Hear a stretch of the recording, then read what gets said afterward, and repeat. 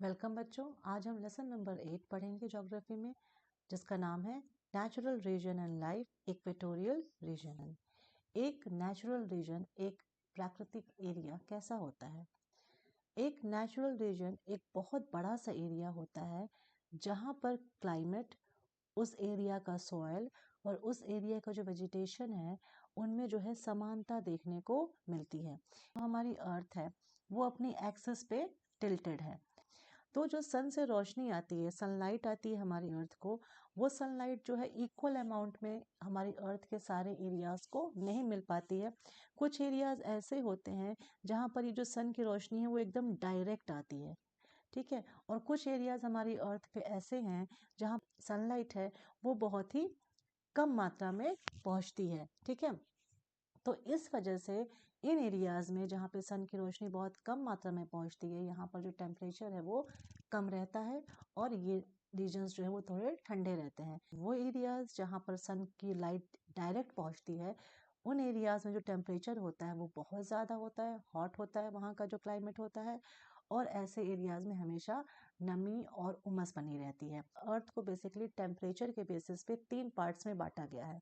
Tropical zone, दूसरा जो area है वो है टेम्परेट जोन और तीसरा जो एरिया है वो है फ्रिजिड जोन। ये सारा जो एरिया है जो इक्वेटर के पास है वो ट्रॉपिकल जोन कहलाता है, क्योंकि यहाँ पर जो सन की लाइट है वो पूरे 12 महीने डायरेक्ट आती है और यहाँ का टेम्परेचर बहुत ही ज़्यादा हाई रहता है। इसके ऊपर जितना हम नॉर्दर्न साइड में बढ़ेंगे, जितना हम सदर्न हेमिस्फीयर में बढ़ेंगे, तो इसके ऊपर का जो एरिया है उस एरिया को हम टेम्परेट जोन कहते हैं।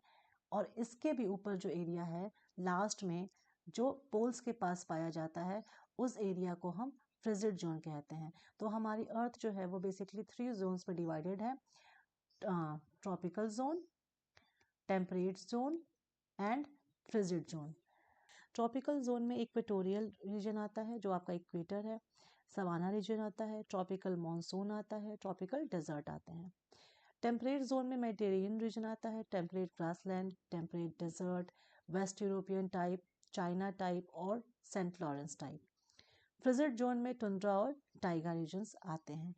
वो एरियाज जो इक्वेटर के पास 10 डिग्रीज नॉर्थ और 10 डिग्रीज साउथ में पाए जाते हैं, उन एरियाज को हम इक्वेटोरियल रीजन या ट्रॉपिकल रीजन कहते हैं।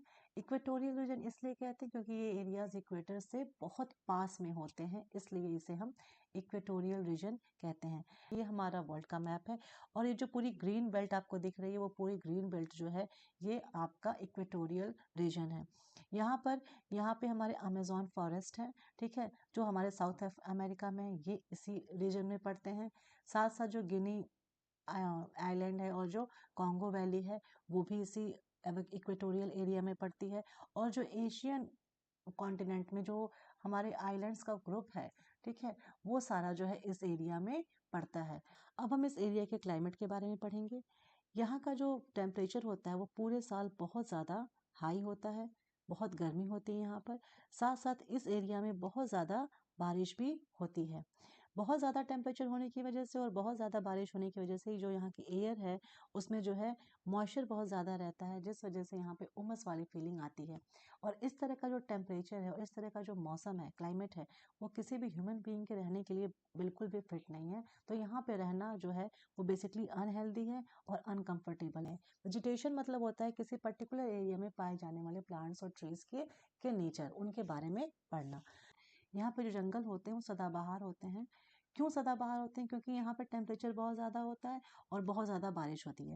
ये जो 2 फीचर्स है ना, ये बहुत इंपॉर्टेंट है। ये ट्रॉपिकल एरियाज के, इक्वेटोरियल एरियाज के मेन फीचर्स हैं।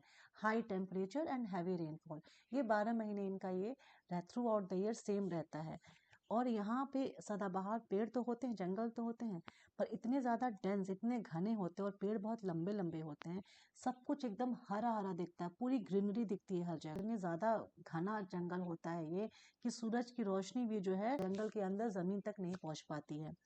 यहाँ पर जो मेन मेन पेड़ पाए जाते हैं बेसिकली क्रीपर्स होते हैं, जंगल झाड़ियाँ होती हैं, घासें होती है, कुछ जंगली फूल भी होते हैं जो पेड़ों के नीचे उगते हैं।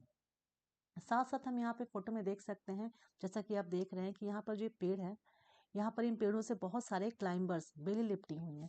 जो ये क्लाइंबर्स होते हैं वो क्या करते हैं, पेड़ों से पूरा लिपट करके वो ग्रो करना शुरू कर देते हैं और हर तरफ ये क्लाइंबर्स इस जंगल में फैले होते हैं।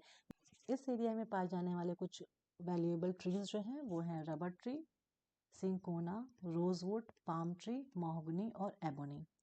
साथ साथ इस एरिया में जो सिंकोना ट्री पाई जाती है उसकी छाल से, उसकी बाग से एक कंपाउंड निकलता है क्विनोन नाम का, जिससे मलेरिया की दवा बनती है क्विनीन। अब हम यहाँ पे बात करते हैं यहाँ के फौना की। फौना मतलब यहाँ पे पाए जाने वाले एनिमल्स की, क्योंकि यहाँ पर जो है प्लांट्स और ट्रीज सदाबहार हैं, एवरग्रीन हैं, तो यहाँ पर जो एनिमल्स हैं वो भी जो है हर तरह के पाए जाते हैं और बहुत ज़्यादा अमाउंट में, अबेंडेंस में पाए जाते हैं। जो एनिमल्स यहाँ पर बेसिकली पाए जाते हैं मैंड्रिल मंकी, चिंपैंजी, लंगूर, स्पाइडर मंकी, पाइथन, एनाकोंडा और हिप्पोपोटामस। ये सारे के एनिमल्स के अलावा भी बहुत सारे एनिमल्स पाए जाते हैं और बहुत सारे बर्ड्स भी इस रीजन में पाई जाती हैं। अब जैसा कि सुन के लग रहा है कि यहाँ पर जो है बहुत ज़्यादा वेजिटेशन अच्छा है, हर तरह के पेड़ पाए जा रहे हैं, हर तरह के पौधे पाए जा रहे हैं, यहाँ पे हर तरह के एनिमल्स पाए जा रहे हैं, तो ये एरिया जो है ह्यूमन लाइफ के लिए बहुत ईजी और कंफर्टेबल होगा। पर ऐसा बिल्कुल भी नहीं है। ऐसा इसलिए नहीं है क्योंकि मैंने पहले ही बताया कि सिर्फ दो चीज़ें यहाँ पे बहुत ज़्यादा डिटरमाइन करती हैं सर्वाइवल को, और वो है यहाँ का टेम्परेचर जो कि बहुत हाई रहता है और रेनफॉल जो बहुत ज़्यादा मात्रा में, बहुत हैवी होती है। इस वजह से ये जो एरिया है वो हेल्थ के लिए बिल्कुल भी सही नहीं है। यहाँ पे जो एरिया है उसकी जो पॉपुलेशन है वो बहुत ही ज़्यादा कम है। बेसिकली जो यहाँ पे लोग रहते हैं वो आदिवासी जनजातियाँ रहती हैं, जैसे कि फॉर एग्जांपल साउथ अमेरिका के जो अमेज़न वैली है उसमें जनजातियाँ पाई जाती हैं और अफ्रीका की जो ज़ायरे वैली है वहाँ पर जनजातियाँ पाई जाती हैं। तो इन आदिवासी जनजातियों को अगर ये अमेज़न वैली में पाई रहते हैं तो इनको हम बोरो कहते हैं, ज़ायरे वैली में इनको हम पिग्मी नाम से जानते हैं और मलय में इनको हम सिमांग नाम से जानते हैं। यहाँ पर जो लोग पाए जाते हैं इनकी हाइट बहुत छोटी होती है, कॉम्प्लेक्शन इनका डार्क होता है, लिप्स जो है थिक होते हैं, हेयर कर्ली होते हैं, नोज फ्लैट होती है और आईज जो है वो स्मॉल होती हैं। आज के साइंटिफिक एज में इतना सब कुछ जो है आगे बढ़ चुका है, टेक्नोलॉजी इतनी आगे बढ़ गई, फिर भी यहाँ की जो लाइफ है वो नेचर से कनेक्टेड है। ये लोग बेसिकली रिवर्स के किनारे रहते हैं ताकि वो आराम से उनको पीने का पानी मिल जाए, और ट्रैवल करने के लिए भी ये पानी वाला रास्ता ही चूज करते हैं। ये अपने घर लकड़ी और घास के बनाते हैं और ये पेड़ों पे बनाते हैं, और साथ साथ ये खाने का इनका जो मेन फूड है वो क्या है, वो फ्लैश है। कुछ ट्राइब्स ऐसे हैं जो फार्मिंग भी करते हैं। अब हम यहाँ पे बात करते हैं ऑक्यूपेशन की, कि यहाँ के जो लोग हैं स्पेशली जो अमेज़न वैली और ज़ायरे वैली में पाए जाने वाले ट्राइब्स हैं उनका ऑक्यूपेशन क्या है, वो क्या करते हैं। तो बेसिकली जो उनका 3 ऑक्यूपेशन है, या तो वो हंटिंग करेंगे, है ना, शिकार करेंगे, या तो वो गैदरिंग करेंगे। गैदरिंग मतलब जंगल में जाके कुछ चीज़ों को इकट्ठा करना, फल इकट्ठा कर रहे हैं, लकड़ियाँ इकट्ठा कर रहे हैं, ठीक है। फिर वो फार्मिंग करेंगे, ठीक है। तो ये 3 चीज़ें वो करते हैं।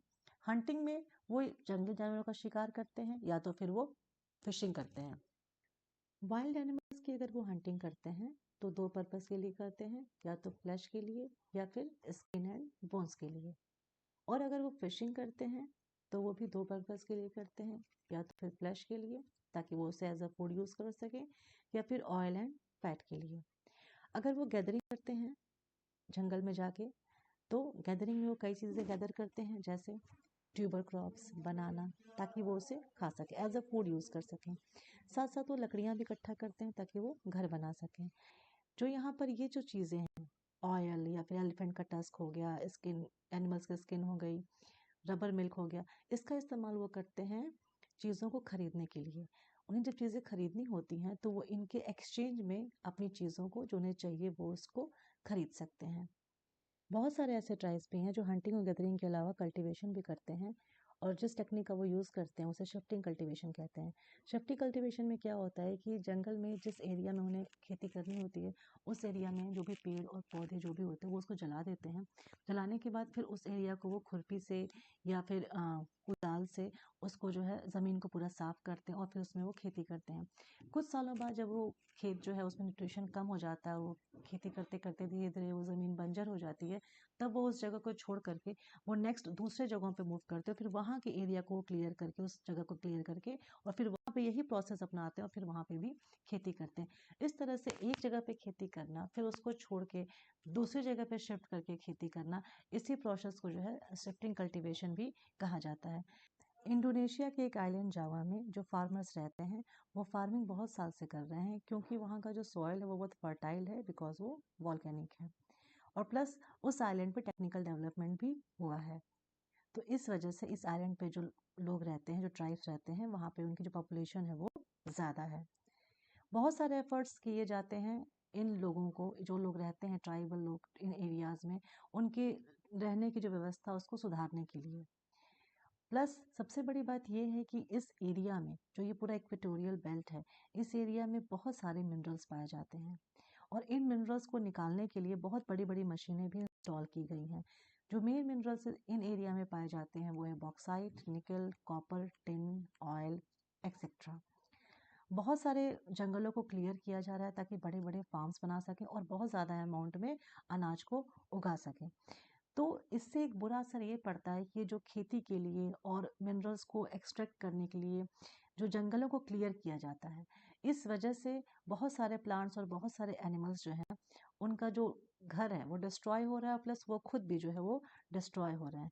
ये सिचुएशन जो है वो हमारे एनवायरनमेंट के लिए बहुत ही हार्मफुल है।